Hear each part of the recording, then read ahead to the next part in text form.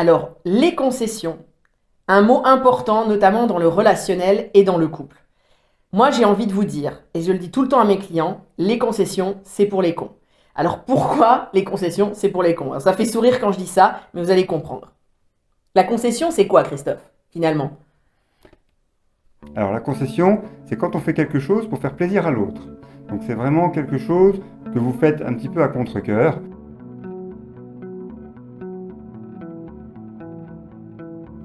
Alors, la concession, en fait, pourquoi il faut la tourner autrement? C'est parce que c'est le boomerang relationnel. À tout moment, lors de disputes, lors de tensions, lors de moments un peu plus compliqués, eh bien, la concession que vous avez fait à contre-cœur, elle va revenir en boomerang dans la tête de votre partenaire ou de votre amoureux ou de votre membre de la famille. Donc, c'est vraiment important de comprendre ça. Pas de boomerang relationnel, les amis.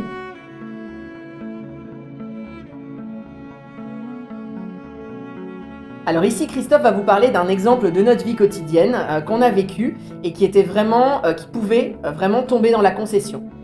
Alors effectivement, il y a quelques temps, on a changé de voiture. Moi, je suis un passionné de voiture. J'ai voulu faire un petit peu le tour des garages pour voir un petit peu quel type de voiture pouvait nous intéresser. Émilie c'est pas vraiment son truc. Elle veut vraiment, elle, avoir quelques options comme par exemple les sièges chauffants et peu importe la voiture. Voilà. Donc, j'ai fait le tour des garages pour trouver des voitures qui pouvaient correspondre à notre recherche, à la mienne avec mes critères et à celle d'Émilie avec les siens. Voilà, critères de confort, bien sûr, vous avez compris. Voilà.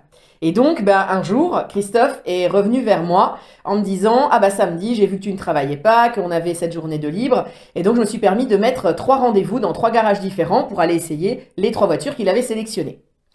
Alors, ma réaction, sur le moment, ça a été de dire: oh non, samedi, mon seul jour de congé de la semaine, j'ai vraiment pas envie de passer du temps dans les garages. Ça, c'est ma première réaction et qui est tout à fait normale. Et si vous avez des réactions comme ça, c'est tout à fait normal. Après, moi, ce que je vous invite à faire, c'est à prendre un petit peu de recul par rapport à votre réaction et dire: ok, maintenant, c'est une demande de sa part. Donc, qu'est-ce que j'ai fait? Et ça, c'est vraiment un conseil qu'on vous donne dans votre vie de couple et dans le relationnel tout court, c'est de poser la question à l'autre: pourquoi c'est important pour lui que je fasse telle ou telle chose? Et donc, c'est ce que j'ai fait. Donc, j'ai demandé à Christophe: pourquoi c'est important pour toi que je vienne à ces rendez-vous de voiture? Alors, c'était important pour moi pour tout simplement choisir un véhicule qui lui corresponde, qu'elle puisse se sentir bien dedans, pour qu'elle puisse, lorsqu'on fait des longs voyages, qu'elle n'ait pas mal au dos ou une mauvaise position de conduite. Donc le but, c'était vraiment ça. Donc c'est pour ça que je voulais vraiment qu'elle vienne. Oui, et donc moi j'ai entendu ces arguments-là, et donc avec ces arguments qui m'ont touchée, parce que forcément voilà, c'était important pour lui, et puis finalement c'était aussi important pour moi. Donc voilà, j'avais peut-être pas vu aussi ce que ça pouvait m'apporter de passer cette journée à faire ce choix. Eh bien, j'ai décidé en conscience. Et donc la décision en conscience, c'est vraiment l'inverse de la concession. C'est-à-dire qu'une concession, comme l'a dit Christophe, on va y aller. J'aurais pu dire: bon ok, je vais passer cette journée dans les garages parce que Christophe veut que je vienne.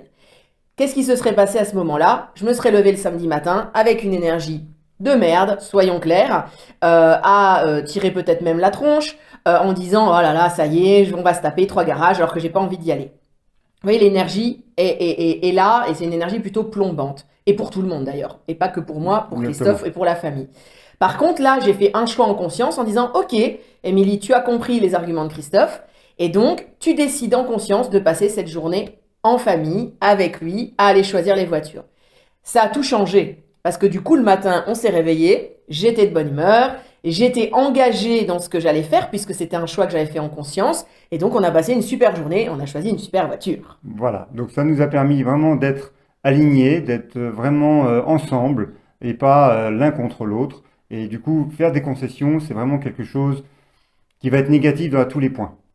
Alors un point quand même important qu'on signale, notamment dans le couple, mais pas que, ça peut être aussi dans les autres relations, c'est que si vous faites des choix en conscience, mais que vous êtes toujours le seul à faire des choix en conscience, imaginons que moi, 30 fois d'affilée, je fais des choix en conscience pour faire les choses que Christophe me demande, et que lui ne le fait pas de son côté, là c'est pas équilibré. On est Voilà. d'accord? Mm.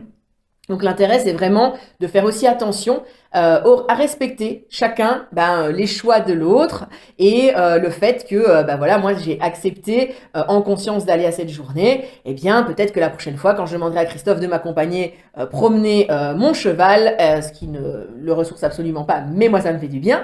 Eh bien, peut-être qu'il va se dire, ok, c'est important pour elle que je vienne avec elle. Elle a passé samedi dernier enfermée dans les garages de voitures. Et en effet, aujourd'hui, le lendemain, dimanche, eh bien, elle me demande si je peux venir l'accompagner, promener le cheval dans la nature. Eh bien, je vais également faire ce choix en conscience de venir l'accompagner. Voilà, donc c'est vraiment un exemple concret de choses que vous pouvez vraiment mettre en place. Donc moi, je reprends les points principaux. C'est quoi? C'est déjà analyser ce que ça fait chez nous, en fait, quand l'autre vous demande de faire quelque chose qui, à la base, n'est pas un truc qui vous fait kiffer. Donc déjà, analysez le pourquoi. Ok. Si vous analysez ce pourquoi, vous allez savoir que, moi par exemple, j'ai pris soin que le lendemain, je puisse aller dans la nature, me ressourcer parce que le samedi, j'avais pas pu me ressourcer. Ok. Donc analyse de comment je me sens quand la personne demande. La deuxième étape, c'est poser la question à l'autre. Poser la question à l'autre, et forcément. Donc l'idée, c'est vraiment de poser la question à l'autre. Pourquoi c'est important pour toi à ce que je vienne à ce rendez-vous? Donc, n'hésitez pas à poser les questions à l'autre, pour que ça soit totalement clair entre vous.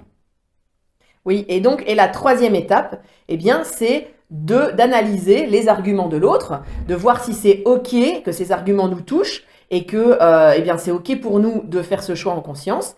Et puis si c'est OK, eh bien vraiment de se mettre dans ce mood positif de OK, du coup, comme moi je l'ai fait, on va passer une journée en famille, on va s'éclater et on va aller choisir les voitures. Voilà, les 3 étapes importantes pour pouvoir éviter d'être sans arrêt dans la concession.